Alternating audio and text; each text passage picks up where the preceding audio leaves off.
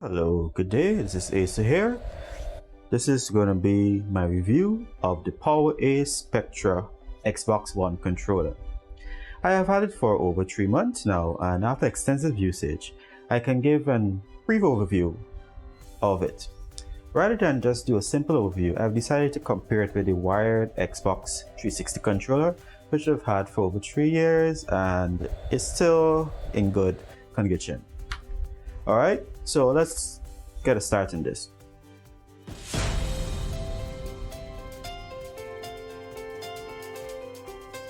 Now first of all, the price.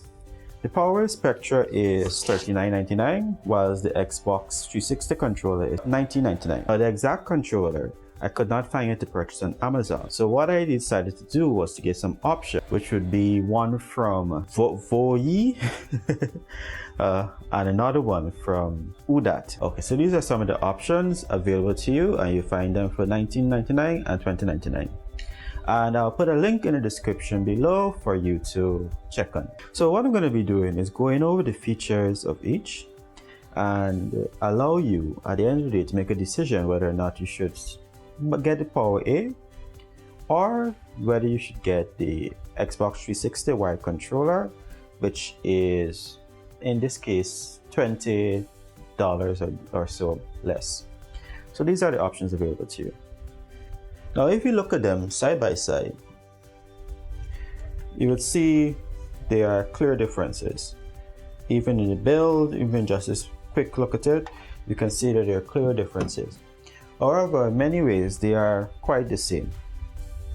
And just a quick look at it, you can see that in many ways they're quite the same. They have the same buttons in most cases. And the only differences you will find is if you go to the bottom, and that's where you will see the additional function buttons available for the Power A. As well as you can find the 3.5mm jack that is also available for the Power A. If you also want to note, you can also remove the Power A's cable, which means it's replaceable, but it's not the easiest cable to remove. Let's say.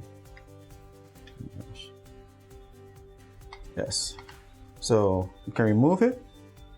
That means it's replaceable, and this should be both well for longer usage. So let me just plug both of them in, get them started so you can be able to see better what exactly we're talking about.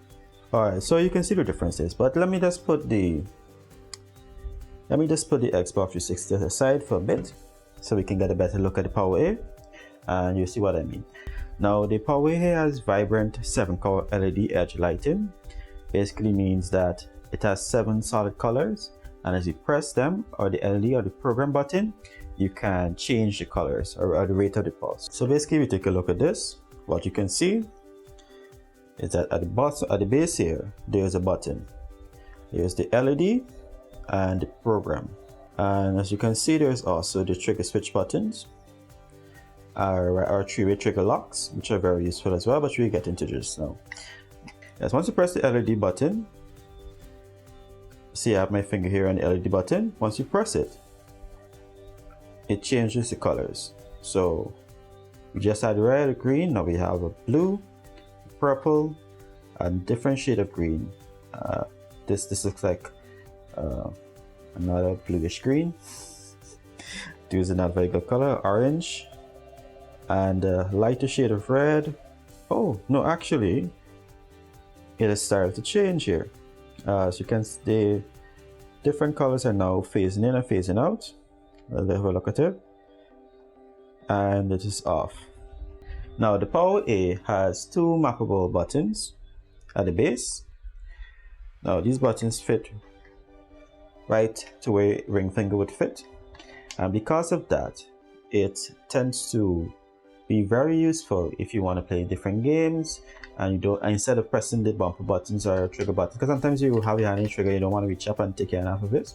Instead of taking your hand off of the triggers, you can simply press the base here, which means that you now have more time to do what you need to do, and in a game that time counts. All right, now one of the useful features that I like about this is that it has this three-way trigger lock, as they call it. Now if you look at it, you see the triggers are going deep down. Now if I switch it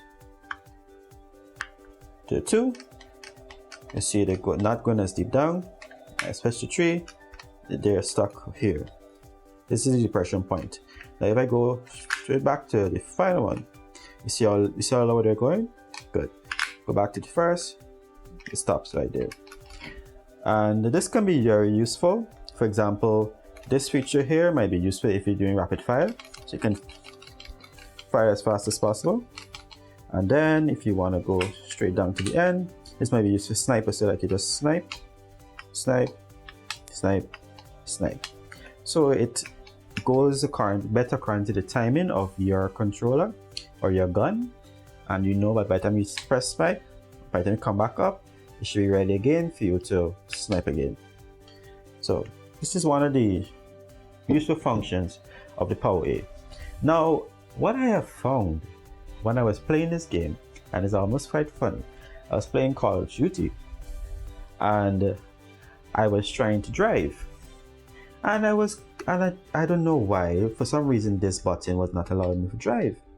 For some reason, I think when it was at 2 or at this depression level, it just was not accelerating, and I was mystified. I didn't know what was going on. This also affected me when I was playing Halo, and I could not use this button to charge the gun. I think it's a plasma rifle. I think it's a plasma rifle, right? A plasma gun. Anyway, one of those plasma guns. I can't remember the name right now. But I was trying to charge and then shoot.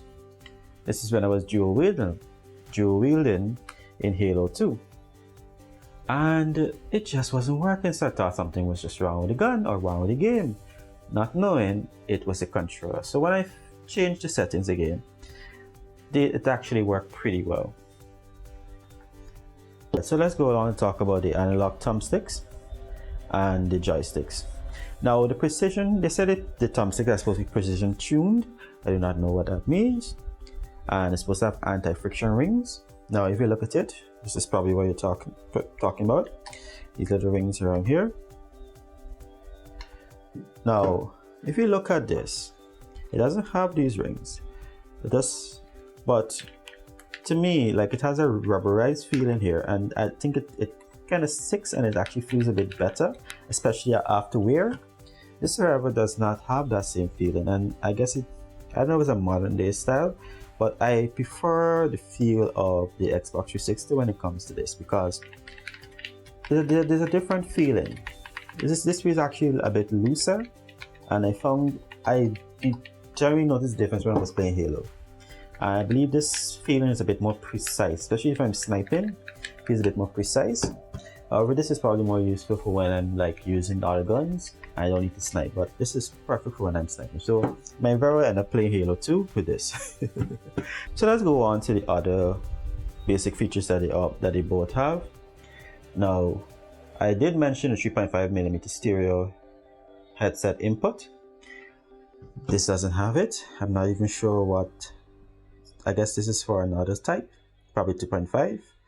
I never use it for that because I actually don't have a 2.5mm headphone jack or any form. So, but 3.5 I believe is standard, and I have that, and it has been useful. Now you can plug it in and you can hear everything, and the audio quality is pretty good.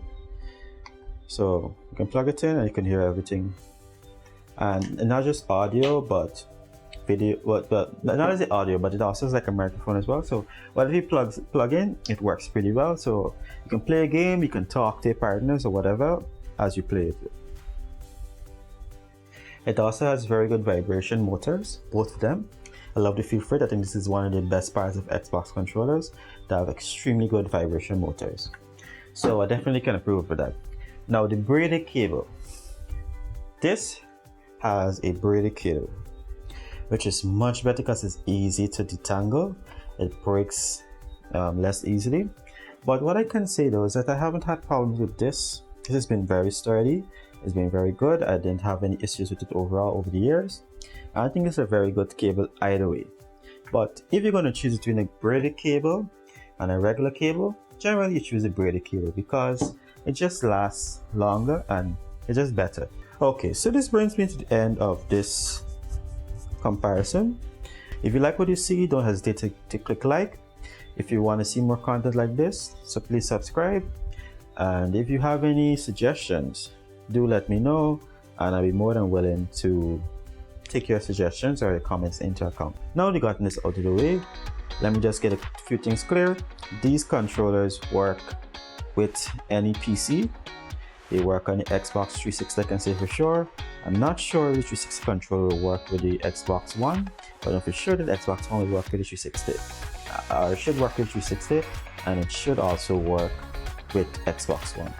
So they both are compatible with modern day games. They both can work for all PC games, and they both they are recognized right away. You just plug it in and it is recognized by the system after it goes through the regular USB installations and everything. So I would recommend both of them, and I use them interchangeably.